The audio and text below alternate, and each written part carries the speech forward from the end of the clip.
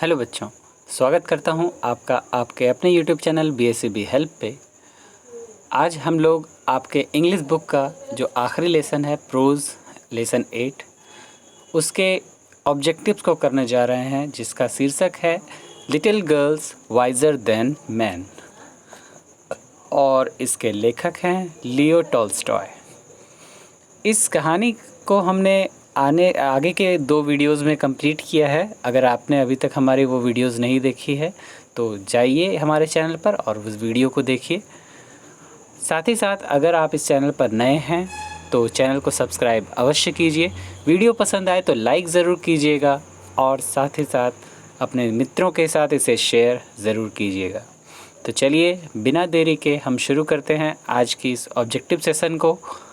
सबसे पहले ऑब्जेक्टिव का पहला क्वेश्चन यहाँ पर कुछ इस प्रकार से है। The story little girls wiser than man has been written by, ये जो कहानी है जिसका शीर्षक है little girls wiser than man, छोटी बच्चियाँ पुरुषों से मतलब व्यक्ति बड़े लोगों से ज़्यादा होशियार। ठीक है, ये शीर्षक है, इसका अर्थ ये है। तो ये किसके द्वारा लिखी गई है? तो इसका उत्तर है लियो टॉल्स्टॉय और ये प्रश्न 2019 की वार्षिक परीक्षा में आया हुआ प्रश्न है। अगला प्रश्न है, in this story the author shows how little children sometimes behave in a more mature manner than dash. इस कहानी में लेखक ये प्रदर्शित करते हैं, ये दिखाते हैं कि कैसे कभी कभी छोटे बच्चे वो बड़ों से ज़्यादा परिपक्वतापूर्ण व्यवहार करते हैं, मैच्योर होकर के बात करते हैं, हरकत दिखाते हैं।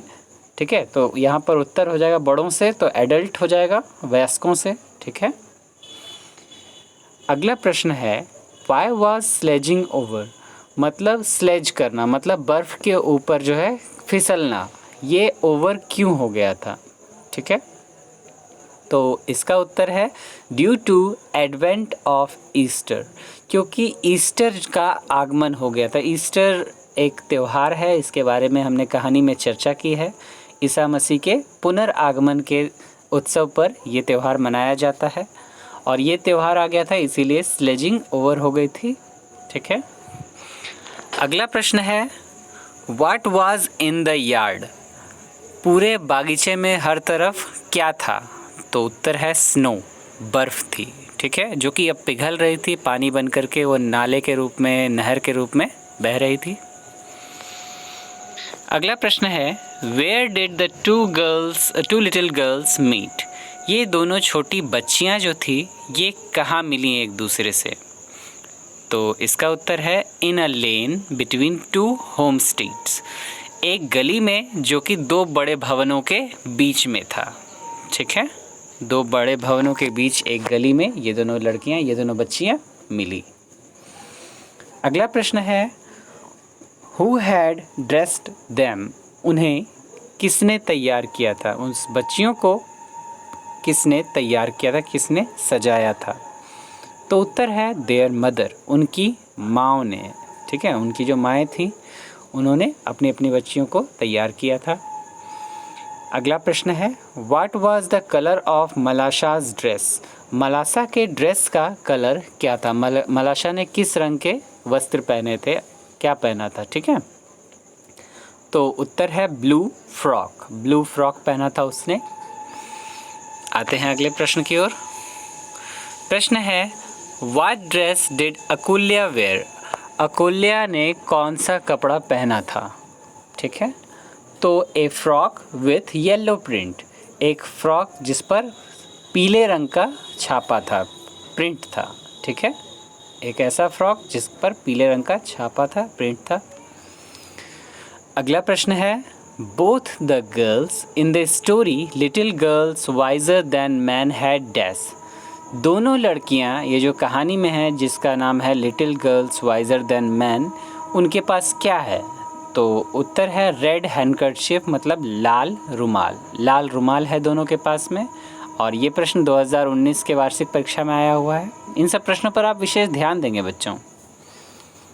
अगला प्रश्न है, why were the two girls dressed in new clothes, ये दोनों बच्चियाँ जो हैं वो नए कपड़ों में क्यों सजी हुई हैं, क्यों तैयार हैं, ठीक है।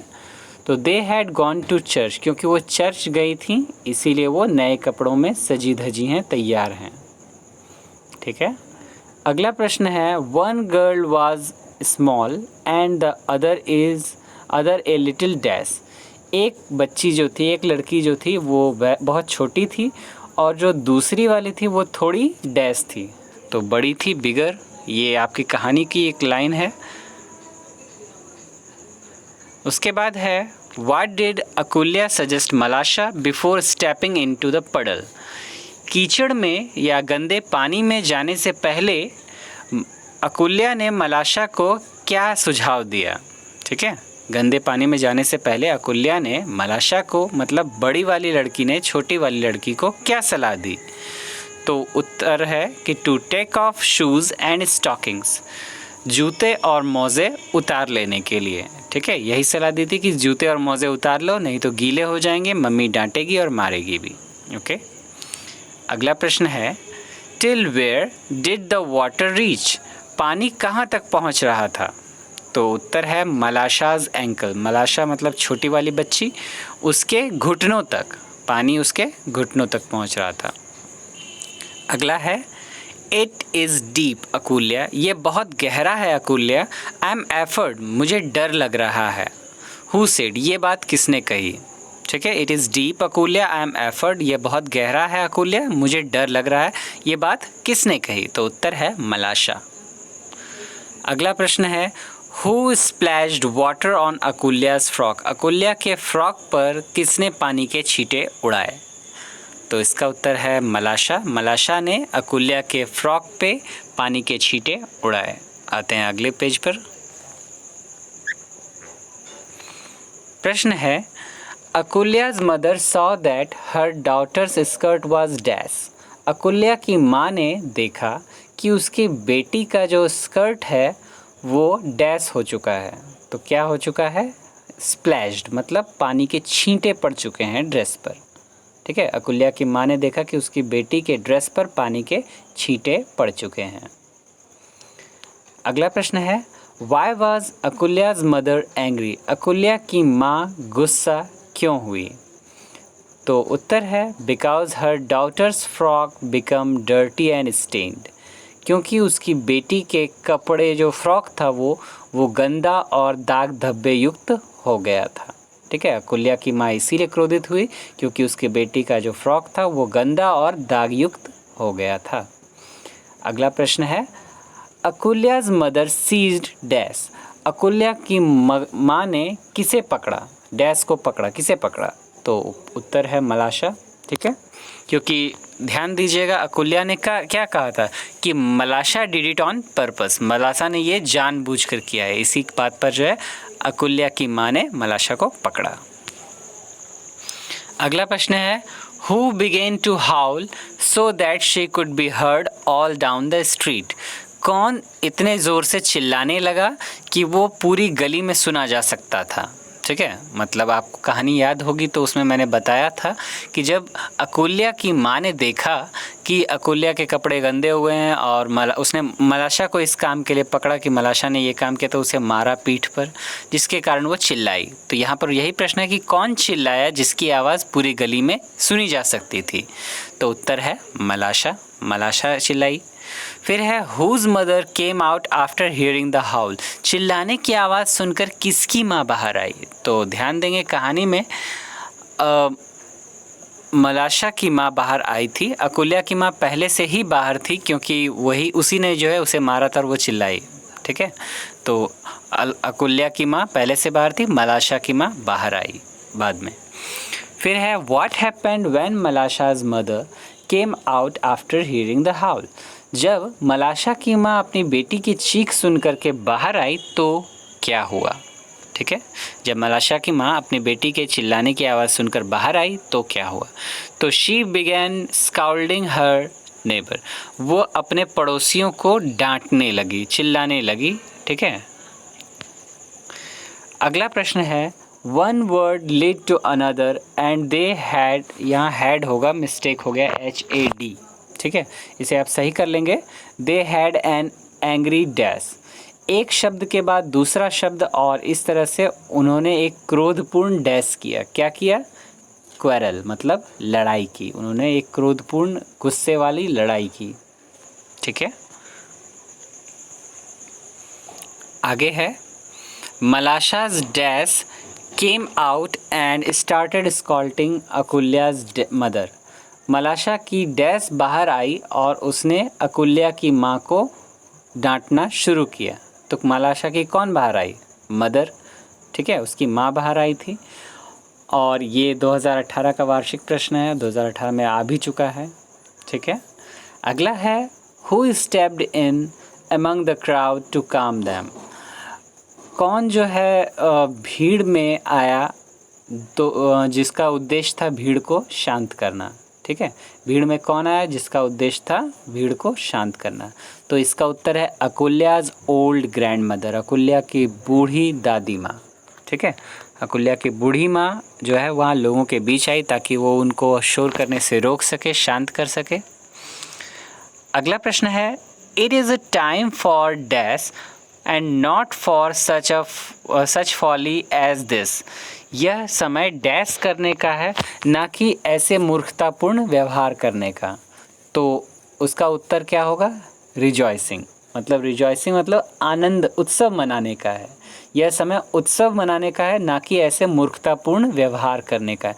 ये बात ध्यान दीजिएगा, अकुल्या की दादी ने ये बात तब कही जब उसने देखा कि बच्चों की लड़ाई में बड़े लड़ रहे हैं। ठीक है, अगला प्रश्न है they had not listen to the old woman. उन लोगों ने बूढ़ी महिला की बात नहीं सुनी। And nearly dash her off her feet, और लगभग उसे डैश कर दिया उसके कदमों तक। ठीक है, तो उत्तर है नॉक्ड, मतलब धक्का देकर गिरा देना। तो उन यहाँ पर जो लोग थे उन लोगों ने उस बूढ़ी महिला की बात नहीं सुनी और उसे धक्का देकर उसे नीचे कदमों पर गिरा दिया। Everyone shouting and no one dash, हर कोई चिल्ला रहा था और कोई भी डैश नहीं कर रहा था। क्या नहीं कर रहा था? लिसनिंग, मतलब सुन नहीं रहा था। हर कोई चिल्ला रहा था और कोई भी सुनने को तैयार नहीं था।